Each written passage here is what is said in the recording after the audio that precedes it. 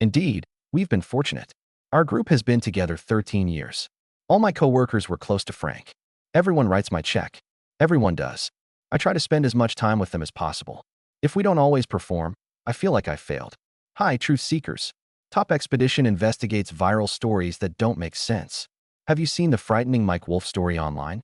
Who said the American picker star was condemned to life for smuggling antiques, ties to international crime organizations, and a historian's strange death. It's everywhere now, flooding social media feeds, forums, and even breaking fans' hearts over their favorite TV personalities' supposed demise. This internet-famous anecdote has one glaring flaw. It's absolutely and intentionally false. This contrived narrative will be examined piece by piece today to clear Mike Wolfe's name and show how modern misinformation spreads, how even knowledgeable, rational individuals can fall for plausible digital frauds. This video will teach you why this news is bogus and how to recognize similar deceptions. Start by understanding this viral story's allegations. The online rumor claims Mike Wolfe was condemned to life in prison on March 12, 2025, after a 46-day federal trial. The charges sound like a Hollywood thriller.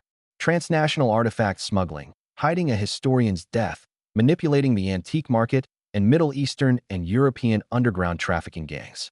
In Bloomington, Indiana, a deceased professor named Harold Clemens is found with a curious silver pocket watch engraved with RK 1887 for honor not GL. This watch was purportedly stolen from the Savannah National Museum and seen on Wolfe in an unaired American Pickers episode. The story then details the FBI's Rust Rail probe. Secret warehouses with stolen antiques, shell corporations and tax havens, strange Swiss bank accounts, and coded notebook entries.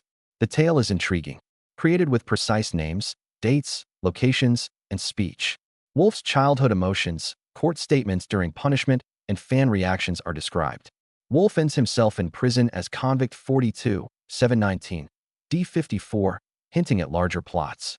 If accurate, this would be one of the biggest reality TV scandals. But none of it happened. No part of this narrative is real. Let's explain why this story is untrue.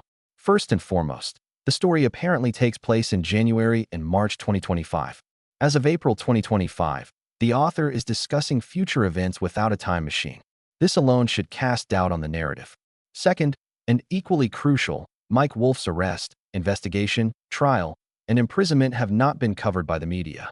Not from CNN, Fox News, AP, Reuters, NYT, or other credible media.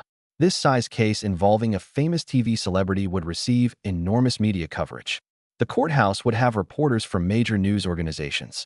On television news, legal analysts would analyze the case. The lack of valid reporting is suspicious. It's conclusive proof of no case. Third, specific allegations reveal this story's fictitiousness. The Savannah National Museum is non-existent. The text's International Antiquities Trafficking Task Force is fictional. Rust Rail, the FBI operation, is fictional. The story discusses History Channel eliminating all American Pickers content.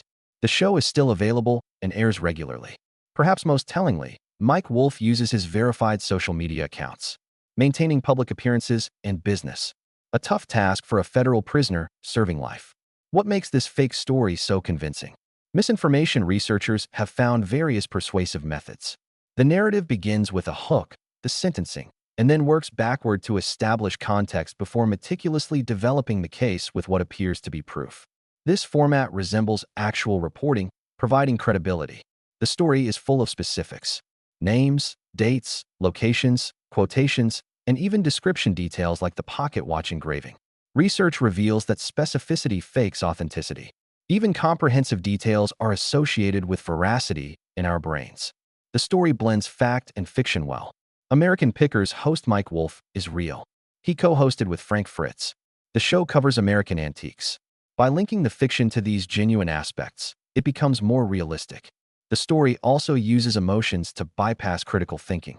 Betrayal of a revered character, shock of a double existence, and fans' grief over a fallen star. Because they activate our emotional rather than logical brain functions, these emotional triggers make us more prone to disseminate stuff without verification. Using bogus authority, the narrative references ostensibly official sources, FBI investigations, court procedures, leaked papers, and anonymous insider testimony without giving evidence. These references imply authoritative verification of assertions. A fundamental question lies beyond these methods.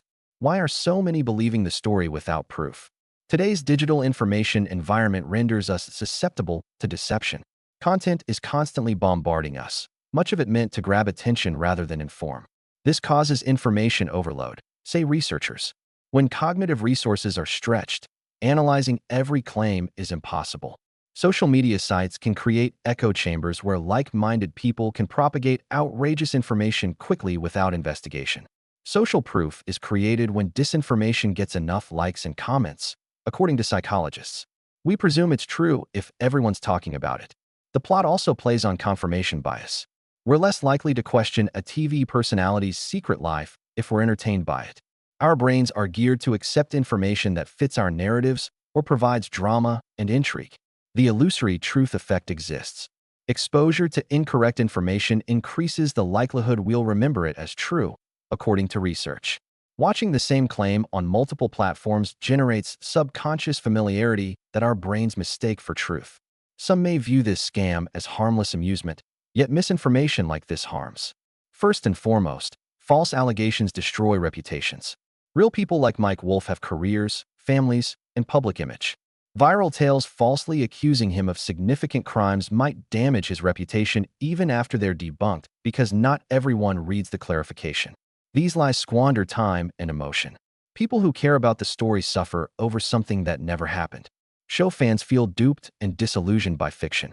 Shock, disappointment, and fury are real, even if their cause isn't. Perhaps most worrying, falling for obvious hoaxes impairs our ability to separate truth from fiction on important issues. We're vulnerable to misinformation regarding public health, elections, and other civic concerns where correct information matters if we can be duped by a fake celebrity scandal. How can you avoid future hoaxes? These tips can help you recognize misinformation before spreading it. Check various trustworthy sources. If a large public figure report is real, several respected news organizations will cover it, not simply social media or obscure websites. Check established media sources with editorial standards before believing or sharing sensational allegations. Until then, keep curious, skeptical, and most importantly, honest.